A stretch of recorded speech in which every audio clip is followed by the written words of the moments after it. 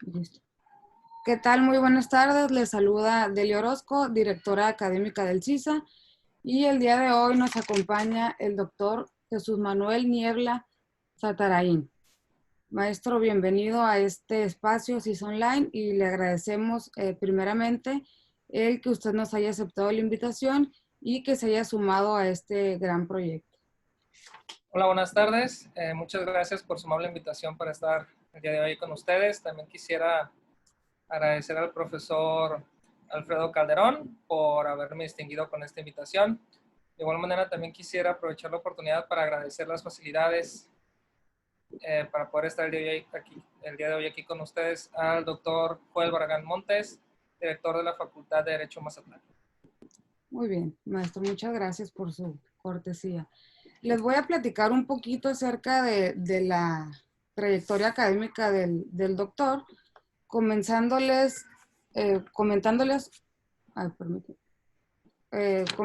lo siguiente.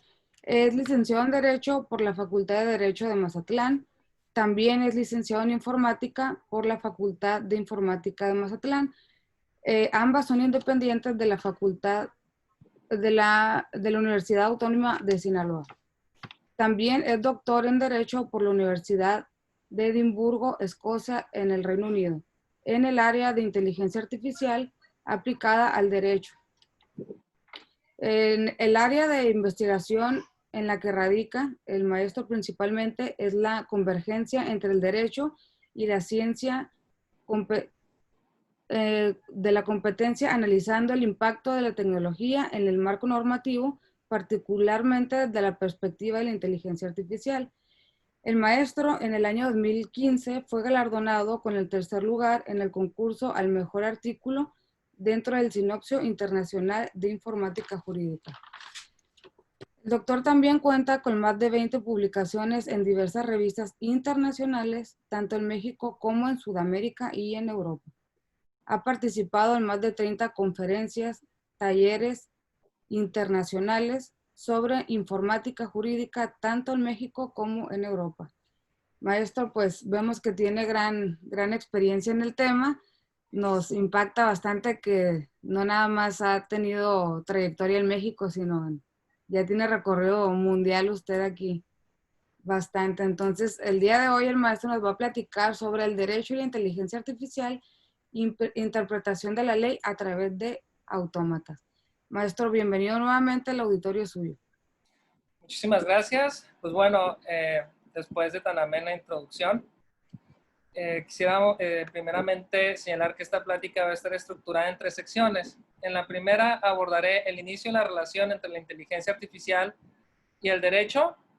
En la segunda sección abordaré cuál fue el impacto de la llegada y diseminación de las plataformas digitales, particularmente en el Internet, en la relación entre estas dos áreas. Y en la última abordaremos conclusiones. Y es que antes de comenzar a hablar realmente de cómo se compone la inteligencia artificial, al momento de escuchar este término y decidir estudiarlo, lo primero que surge es la pregunta sobre qué es en realidad inteligencia.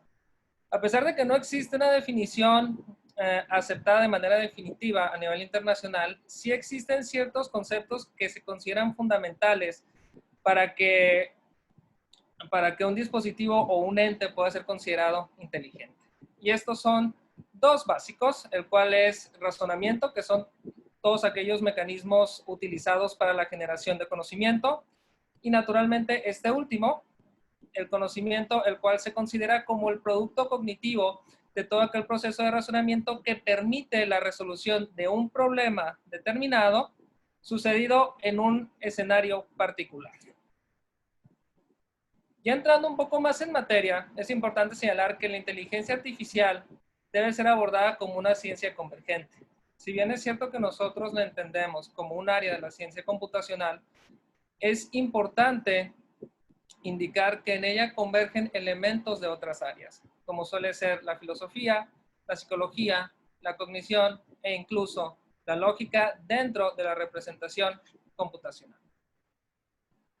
Y al momento de comenzar a estudiar lo que hoy conocemos como procesos cognitivos artificiales o razonamiento artificial, es importante señalar aquellos primeros pasos que nos permitieron llegar a los avances que hoy en día abordamos. En este sentido, durante las primeras etapas conocimos lo que se define como enfoque de razonamiento tradicional. Esta fue la primera postura desarrollada por el área académica con respecto a cómo podía trazarse lo que hoy denominamos como razonamiento artificial. Y es que esta primera postura lo que abogaba era crear todo el diseño cognitivo inherente a un área del conocimiento en general para poder tratar todos los problemas que suceden dentro de esta y así poder emular la manera en cómo razona un experto humano con respecto a un problema en particular a través de un ente artificial. La cuestión aquí es que a pesar de que esto era en teoría plausible, sobre todo desde la perspectiva académica y de investigación, en esa etapa temporal que sucedió hace casi 4 décadas e incluso hoy en día, es posible señalar que no poseemos la tecnología con la suficiente potencia computacional que pueda emular el volumen de procesamientos que realizamos al momento de razonar. Lo anterior, pues va a ser que esta primera etapa de la inteligencia artificial sea muy difícil que estos dispositivos den el paso que les permita dejar de ser meros desarrollos del ámbito académico para pasar a ser implementaciones que puedan atender escenarios o problemáticas actuales o relevantes. Y es que vamos a toparnos con la situación de que el modelo de razonamiento tradicional simplemente no va a poder desarrollarse más. Ante esta situación y ante el hecho de que la tecnología con la que se contaba en ese momento simple y sencillamente no podía representar este modelo de razonamiento, se decide buscar otra propuesta. Es en este momento donde surge lo que se conoce como el razonamiento artificial segmentado. La idea bajo esta propuesta es que en lugar de atender todos los procesos de razonamiento inherentes a un área de conocimiento, en realidad se busque representar el proceso de razonamiento requerido para resolver un problema en particular dentro de un área de conocimiento.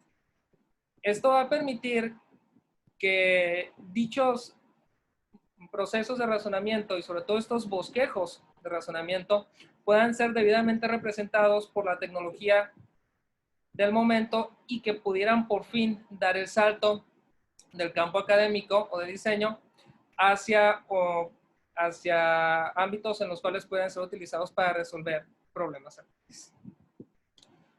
Y es que podemos señalar 4 características básicas de esta etapa en lo que respecta a los distintos modelos de razonamiento. El razonamiento tradicional va a tener como resultado un enfoque demasiado vasto sobre cómo debía de entenderse lo que es conocimiento y cómo se debe representar. Después vamos a tener los famosos problemas de incompatibilidad con el proceso o la capacidad de procesamiento. Simple y sencillamente, esta postura de razonamiento iba a resultar demasiado grande y consumía demasiados recursos, por los cuales las implementaciones que eran desarrolladas bajo este esquema operativo simple y sencillamente eran demasiado lentas, de funcionamiento engorroso y poco atractivo para otros sectores que no fueran el académico y el de investigación. Sin embargo, cuando hablamos del razonamiento segmentado, como les mencioné, esto va a traer un nuevo paradigma y sobre todo algo sumamente importante, la compatibilidad entre el diseño lógico de los procesos de razonamiento y la capacidad de operación computacional. Y nada representa mejor esta nueva postura de cooperación que los famosos sistemas expertos. Estos dispositivos basaban su manera de operación en una fase de interacción en la cual el usuario comenzaba a brindar datos relevantes al sistema y a través de un motor de inferencia podía comenzar a construir la respuesta con base en el conocimiento que ya tenía dentro de su base de datos. El éxito de esta postura fue tal que poco a poco comenzaron a ser implementados fuera del ámbito académico, sobre todo ya en entornos que requerían precisamente de su operación y eran capaces de brindar respuestas no solamente precisas, sino también de una manera rápida y con un alto nivel de certeza. Y en este momento vamos a darnos cuenta que los sistemas expertos se van a volver la primera colaboración real en lo que respecta entre el derecho y la inteligencia artificial. Van a surgir aquellas primeras implementaciones que van a operar como pequeños consultores artificiales. Van a brindar certeza jurídica en aquellos momentos en los cuales existía duda o la ley no resultaba lo suficientemente clara para resolver. Y de igual manera, vamos a darnos cuenta que el sector jurídico también va a ser uno de los primeros que va a experimentar el salto de la inteligencia artificial como desarrollos enfocados a satisfacer necesidades de la práctica. Es decir, vamos a darnos cuenta cómo los sistemas de inteligencia artificial van a ser adoptados por bufetes de abogados con un alto nivel de éxito y un alto nivel de aceptación. Ejemplo de lo anterior es SplitUp. SplitUp fue un sistema experto jurídico el cual apoyaba al momento de diseñar estrategias de repartición en casos de divorcio con respecto a los bienes que eran parte de la sociedad conyugal. Lo interesante aquí no era solamente el nivel de asertividad y de claridad, sino que permitía ahorrar horas tiempo, lo cual permitía a los bufetes redireccionar sus recursos humanos hacia tareas prioritarias. SplitUp va a dar pie al surgimiento de otros sistemas expertos, como lo fue Shisten en su momento, que permitió el asesoramiento en cuestiones de propiedad intelectual sobre el uso debido de material protegido por derechos de autor o no. Taxman, que como lo dice su nombre, fue un sistema experto implementado al derecho fiscal. Y por último, uno que merece mención especial es Expertius, desarrollado en México, una colaboración entre el Instituto de Investigaciones Jurídicas de la UNAM y la Facultad de Ingeniería de la UNAM, el cual estaba desarrollado para brindar asistencia a los operadores jurídicos del estado de Tabasco cuando existieran dudas o lagunas en la ley en lo que respecta al otorgamiento de pensiones alimenticias. Este último sistema experto fue reconocido a nivel internacional, tanto en Europa como a nivel Norteamérica. Sin embargo, hasta este punto podemos señalar que la relación entre el derecho y la inteligencia artificial fue escalonada. Se mantenía una cooperación constante y los resultados hasta cierto punto habían sido plausibles y habían sido bien recibidos. Sin embargo, esto iba a cambiar de manera bruta con la llegada y diseminación del ciberespacio.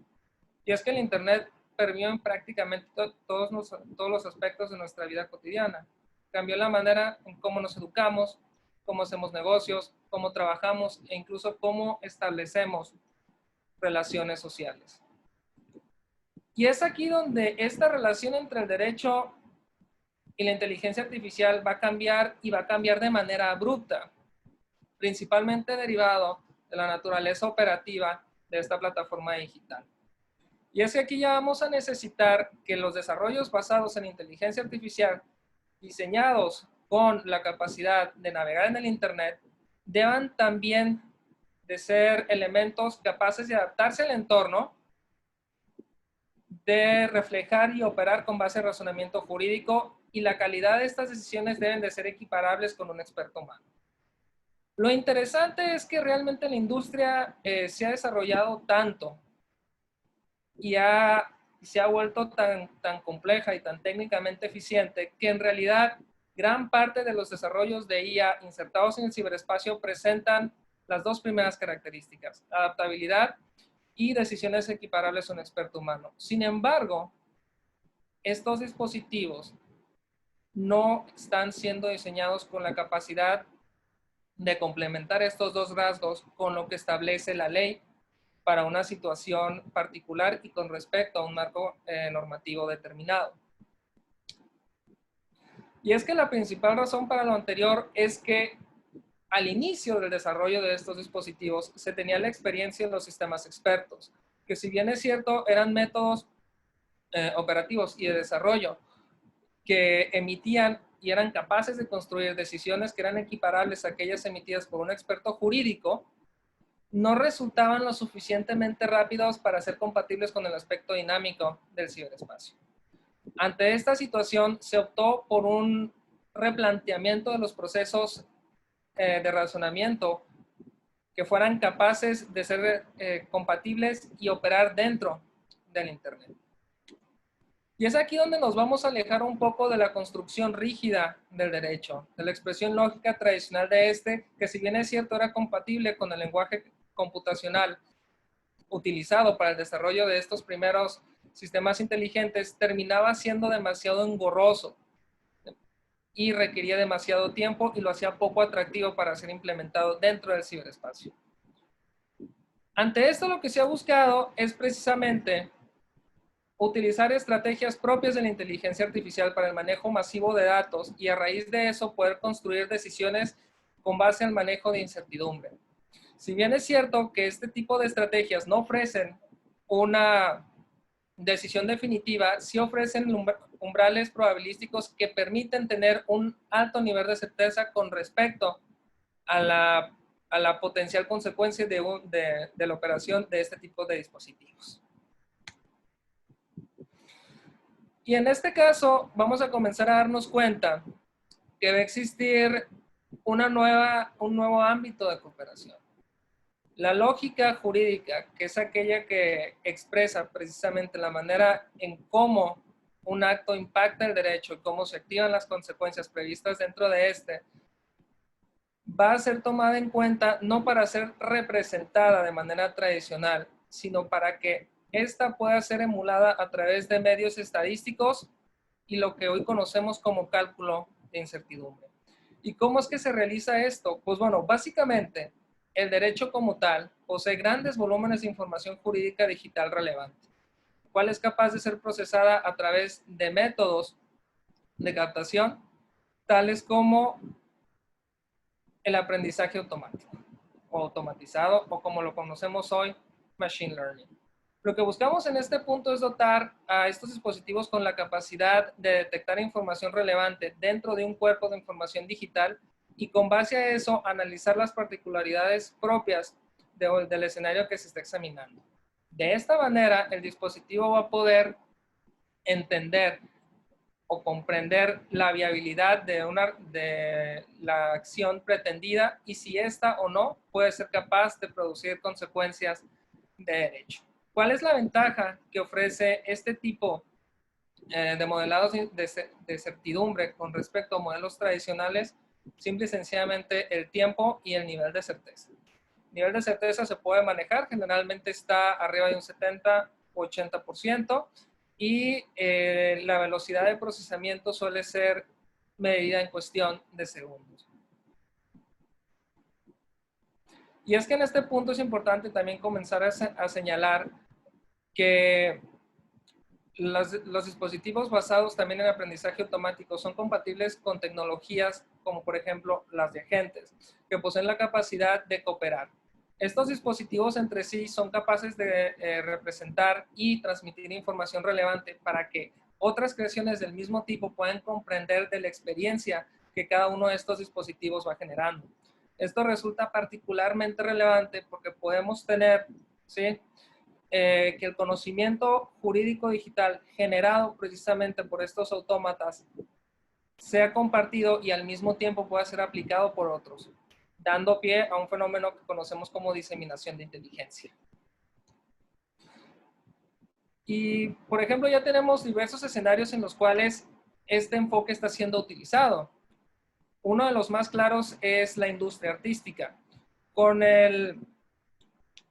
la creación de autómatas capaces de generar obras artísticas digitales con base en las características de obras existentes, resulta imperativo dotarlos a estos con la capacidad de entender el estado jurídico de las obras que pretenden accesar y si el uso pretendido resulta compatible con los permisos contenidos en la licencia. Generalmente, estos dispositivos operan con la premisa de accesar material bajo licencia. En este caso, van a ser capaces de comprender el permiso contenido en estos dispositivos y sobre todo analizar si resultan viables para ser utilizados con base en las premisas que fueron desarrollados. Supongamos un ejemplo en el cual un agente encuentra 3 obras de arte relevantes, las 3 con licencia, pero con diversos permisos. Si el algoritmo se le solicita que encuentre material que permita accesar, modificar y explotar comercialmente, si encuentra uno con esos 3 atributos, va a poder razonar y comprender que tiene un alto índice de usarlo legítimamente. Sin embargo, si encuentra otro que también es relevante, que también contiene licencia y que única y exclusivamente cuenta con 2 permisos, como puede ser de acceso y de explotación comercial, la gente va a poder comprender que tiene solamente su uso es medianamente, será considerado, medianamente legítimo. Y por último, si nada más cuenta con un solo permiso, el dispositivo va a descartar su uso. Ahora, una de las preguntas más importantes al momento de hablar de inteligencia artificial, ¿sí? Nos encontramos en un momento donde en realidad vayamos a suplantar al juez. La verdad es que no, pero también es importante señalar que no debemos cerrarnos nosotros como un sector profesional a la utilización de estos dispositivos para permitir que la realización de la tarea tanto de los operadores jurídicos como del sector privado se dé de una manera más eficiente. También hay que entender que el ciberespacio es un nuevo mercado y que la prestación de nuestros servicios debe de adecuarse a las particularidades que éste ofrece. Otra cuestión en la que también me gusta hacer mucho énfasis, como lo acabo de mencionar, es que en realidad nosotros tenemos que replantear la relación entre la inteligencia artificial y el derecho. No debemos de estar cerrados a modelos a posteriori como son los modelos tradicionales de aplicación de la ley. Debemos de desarrollar dispositivos que sean capaces de adecuar su operación con base al estado jurídico de la acción que intenten realizar. Esto naturalmente requiere que estas creaciones sean dotadas con un módulo cognitivo jurídico que les permita entender las características del escenario en el que se encuentran y con base en esto definir si deben o no realizar una acción determinada. Esto va a traer también como finalidad el acercamiento directo con el sector de diseño, y esto es muy importante, porque al momento de crear precisamente tecnología inteligente, uno de los principales problemas que se tiene es que los desarrolladores señalan que el hecho de adecuar o de dotar con estos dispositivos con la capacidad de operar según lo que establece la ley va a minar su capacidad de funcionar de manera eficiente en el ciberespacio. Esto no es necesariamente cierto. Desde la perspectiva de diseño, el hecho de que estos dispositivos sean capaces de entender el potencial efecto jurídico de una acción a realizar, sí reduce, pero no de manera significativa, ni tampoco compromete la capacidad de procesamiento de estos dispositivos dentro del ciberespacio. De hecho, ya comenzamos a ver legislaciones a nivel mundial, sobre todo en lo que es Europa, el Reino Unido y Canadá, en este caso, que están abogando ya por el desarrollo de tecnología que sea capaz de replicar o por lo menos operar a través de esquemas que cumplan con lo establecido por el marco jurídico pertinente. Esto se deviene de la famosa postura por diseño, la cual señala que la operación de esa tecnología debe de ser capaz de replicar desde el punto de vista técnico los principios mínimos indispensables señalados por la ley en un escenario en particular. Y bueno, finalmente es interesante señalar la evolución de la inteligencia artificial y el derecho, cómo se ha cambiado esta relación, que han pasado de ser dispositivos meramente de apoyo tanto para el sector privado como para el sector público. Estos han cambiado sobre todo por la llegada del ciberespacio y la eventual migración de una gran variedad de servicios hacia esta red.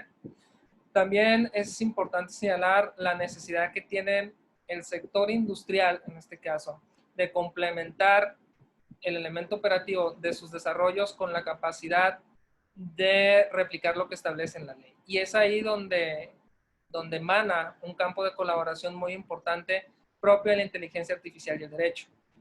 Ahora bien, también hay que comenzar a analizar y señalar sobre todo que los métodos de razonamiento jurídicos implementados en tecnología inteligente van de la mano con la capacidad de procesamiento que tienen estas plataformas.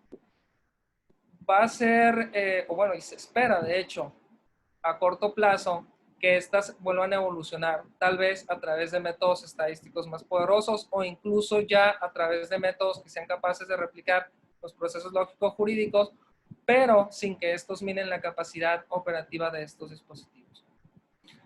Dicho de otra forma, la relación entre el derecho y la inteligencia artificial depende en gran medida de la capacidad de procesamiento computacional que estos dispositivos van a tener. Y por último, la relación entre estas dos áreas es estable y plantea ser de esta manera durante mucho tiempo. La cada vez mayor importancia que adquiere el ciberespacio plantea la necesidad de desarrollar elementos tecnológicos que permitan la aplicación de la ley en este tipo de plataformas y sobre todo que brinden certeza tanto a los usuarios de estos dispositivos como a las personas u otras entes que interactúen con ellos. Esto ya lo hemos comenzado a ver, por ejemplo, la manera en cómo están estructurados los contratos inteligentes y cómo algunos de ellos son capaces de interactuar con otras inteligencias artificiales cuando se trata o cuando esto depende la conclusión del objeto del contrato. Y bueno, de mi parte sería todo. Muchísimas gracias. Quedo de ustedes para preguntas. Muchas gracias, maestro. Muy agradable su charla. En realidad, pues sí, tendríamos muchísimas preguntas porque pues es un tema poco explorado para nosotros los abogados. Y sí tenemos por acá unas preguntas que nos envían. Y la primera dice así: ¿cuál es el reto o los retos que la inteligencia artificial puede utilizar o puede aplicar al mundo del derecho? Bueno, existen muchísimos. De hecho, hay tantas aplicaciones de la inteligencia artificial al derecho como desarrollos de esta misma tecnología. Lo importante en este punto, creo yo, es que debemos de comenzar a dar un paso más allá y comenzar a desarrollar dispositivos que sean capaces de garantizar su debido funcionamiento a través de su capacidad para entender el efecto que estos pueden tener en el marco normativo. Claro. Mientras comencemos a depender y a descargar más responsabilidades en tecnología inteligente, va a crecer de manera paralela la posibilidad que estos incurran en actos que terminen por crear una afectación jurídica. Lo importante en este punto, ¿sí?, es crear un modelo preventivo, no correctivo. Por eso es que necesitamos que estos dispositivos se entiendan. El problema de implementar el modelo tradicional que es correctivo es que nos enfrentamos al fenómeno de multiplicidad. N número de situaciones realizadas de la misma manera por una serie de autómatas pueden producir N número de consecuencias jurídicas negativas. Esa es la cuestión. Entonces, si nosotros podemos desarrollar estos dispositivos con la capacidad de que entiendan que lo que están haciendo puede impactar o puede tener un efecto adverso al que ellos esperaban, simple y sencillamente lo pueden omitir. Claro. Yo creo que ese es en realidad el reto principal y es un acuerdo de ambas partes, tanto del derecho, sobre todo como de los desarrolladores. Claro, muy atinada su respuesta, doctor. Tenemos otra, dice de la siguiente manera: ¿considera usted que el abogado debería actualizarse en materia de inteligencia artificial? Considero yo que sí, pero también hay que ver desde qué perspectiva. Como mencioné casi al final de la presentación, ya nos encontramos en una época donde en realidad ya tenemos actos jurídicos que representamos a través de tecnología y el ejemplo clásico son los contratos inteligentes. En este caso, nosotros debemos de ser capaces de comprender cómo funciona esta tecnología, no solamente por el hecho de actualizarnos, sino también por el hecho de poder explicarle a nuestros clientes cómo funcionan y de qué manera van a operar para en su momento poder cumplir con el objeto del contrato. En este caso, eso resulta fundamental. Y también hay que entender que conforme más avance la tecnología, la interacción entre estos dispositivos va a crecer.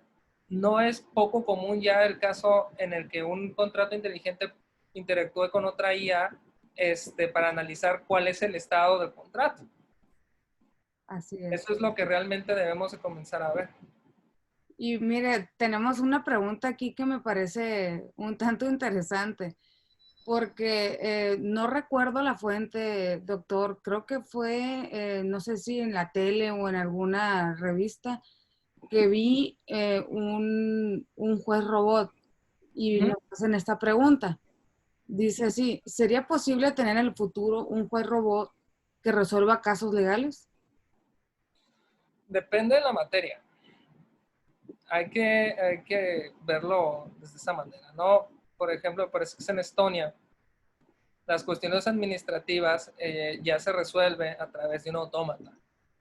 Pero también hay que tomar en cuenta aquí que de existir, la participación de una contraparte es mínima. Entonces, en realidad, el proceso del modelado de razonamiento es infinitamente más compacto y más fácil de mantener dentro de una estructura que le permite operar de manera correcta que en otros donde tiene que analizar el dicho y el razonamiento de la contraparte y en un número indeterminado de ocasiones. Yo siento que no lo vamos a ver en un futuro próximo. Yo siento que por lo menos cuando estamos hablando ya de áreas donde existe litis, el modelo a través del cual operaría resultaría poco atractivo desde el punto de vista técnico, es decir, resultaría, vaya, bastante lento, ¿sí? De entrada. Y pudiera ser que la precisión del modelo de razonamiento también pudiera haberse comprometido, que es algo relativamente normal durante las primeras etapas de inserción de tecnología inteligente. Un juez robot, pues bueno, va a depender mucho de lo que acabo de mencionar. Lo que yo sí creo que debemos de comenzar a hacer, como lo dije hace un rato, es comenzar nuevamente a tener confianza en esta tecnología y si bien es cierto, sacarla y por lo menos en este momento que no forme parte del organigrama del poder público, sí tenerlo como un apoyo en caso de duda o de complejidad. Muy bien. Tenemos varias, maestro, preguntas. Yo creo que aquí ya lo están atacando con, bueno, no ataque, ¿no? Me Con refiero las que gusten. a mire, dice, ¿la robot Sofía se considera como un dispositivo autómata? Perdón. Para empezar aquí, maestro, ¿es correcto llamarle la robot Sofía? Bueno, en este caso hay que entender quién fue el que le dio este carácter de ciudadano, ¿sí? Para nosotros, en nuestra tradición jurídica, necesitamos ser capaces de realizar de manera independiente y sin intervención de ningún elemento artificial ciertos procesos biológicos, que es el requisito número uno, ¿no? Sí. Y ya después, naturalmente, es nuestra capacidad de entendimiento, razonamiento y demás. Eh, bueno, el robot Sofía en realidad es un modelo interesante de tecnología, pero al mismo tiempo tiene sus limitantes muy marcadas. Vaya. Es un avance interesante, pero a mí me parece algo demasiado a cierto punto atrevido, ya decir que es capaz de tener ciudadanía, ¿no? En realidad nos falta mucho en cuestión incluso de diseño lógico, nos falta mucho en cuestiones de capacidad computacional para poder tener medianas probabilidades de desarrollar un robot como los que se nos han presentado en diversas obras de ciencia ficción. Es realmente esa la principal limitante como en casos de Sofía. Sofía es un robot diseñado para mezclarse en cuestiones sociales, para que sea más fácil de interactuar con otras personas. Y en realidad ya hemos visto avances de ese tipo, ¿no? Por ejemplo, la industria de robots de servicio lo que está haciendo ahorita, por ejemplo, para personas adultas está creando pequeños autómatas que los asistan en sus hogares, ¿sí? Y que tengan una apariencia humana que les permita o les facilite la interacción con estos robots. Pero también hay que tomar en cuenta que estos dispositivos, como dije, están diseñados para operar en su casa, a realizar ciertas tareas muy específicas, ¿sí? Claro. carecen de la capacidad de mantener una conversación larga, ¿sí? Entonces, es una de las cuestiones que nos enseña y que nos hace muy latente en la industria de la inteligencia artificial con respecto a la capacidad de estos autómatas, como lo representa Sofía. Ok, maestro. Muy bien. Tenemos algunas cuantas más preguntas por acá. Y dice así, ¿nos podría hablar un poco más de los contratos inteligentes y cómo funciona? ¿Cómo Ah, funciona? Así es. bueno, los contratos inteligentes básicamente es una representación computacional de su contraparte física. Sin embargo, las condiciones en las cuales se obligan las partes para cumplir con el objeto del contrato mismo pueden realizarse ya sea de manera digital o de manera autómata a través de dispositivos físicos. Lo interesante en este punto es que la mayoría de estos se realizan a través de plataformas digitales propios del Internet y generalmente los vamos a comenzar a ver más y más cuando hablemos de cuestiones propias como criptomonedas en este caso, ¿no? Lo interesante de estos dispositivos es que, entre otras tantas ventajas, manejan un control de efectos negativos bastante interesante. Básicamente, en cuanto una de las partes deje o incumpla con una de sus obligaciones, el dispositivo puede, o una de dos, o cesar la relación de manera temporal o avisar a su representación humana el que ha pasado cierto fenómeno que impide que se siga dando la consecución del objeto para el cual fue originalmente diseñado. También, como le digo, es capaz de tener interacción con otros dispositivos, lo que a su vez lo vuelve una herramienta ya casi de carácter técnico, lo cual es un complemento que también lo vuelve a hacer, lo hace una herramienta muy, muy interesante. Muy bien, maestro. Muchas gracias. Y ya para finalizar, le preguntaríamos a usted, o más bien le pediríamos un consejo para los abogados de este siglo XXI. El consejo para nosotros, para nuestro gremio, es comenzar a interactuar más con las tecnologías, comenzar a comprender su funcionamiento, comenzar a utilizarlas, comenzar a ver cuál es el potencial efecto que éstas tienen, utilizarlas para nuestro beneficio y también comprender cuál es el efecto que éstas pueden tener. Y no solamente verlas como cuestiones extrañas y ajenas a nosotros, sino por el contrario, verlas como plataformas que pueden potencializar nuestra labor. Y es algo cual yo soy fiel creyente. Excelente consejo, maestro. Y con unas palabras muy entendibles. No solo el consejo, sino toda la conferencia y todas las respuestas que tuvo a bien a contestarnos de las personas que nos enviaron. Creo que tenemos, no, ya son palabras de felicitaciones. Tenemos por acá, excelente ponencia, muchas gracias por la participación, excelente tema, excelente felicidades. Bueno, estos mensajes igual se los haré llegar a su chat para que los tenga usted personalmente. Maestro, pues nuevamente, doctor, perdón, nuevamente muchas gracias por habernos aceptado la invitación al CISA Online. Quedamos sumamente agradecidos en nombre propio y en nombre de todo el equipo CISA. Y también les agradezco a los que nos escucharon por vía Zoom y a las personas que nos van a escuchar por YouTube y por Facebook próximamente. Maestro, muchas gracias y que tengan todos excelente tarde. Muchísimas gracias, Delia. Muchísimas gracias a Cisa. Muchísimas gracias sobre todo a quienes se tomaron el tiempo para escuchar. Gracias. Buenas tardes. Buenas tardes.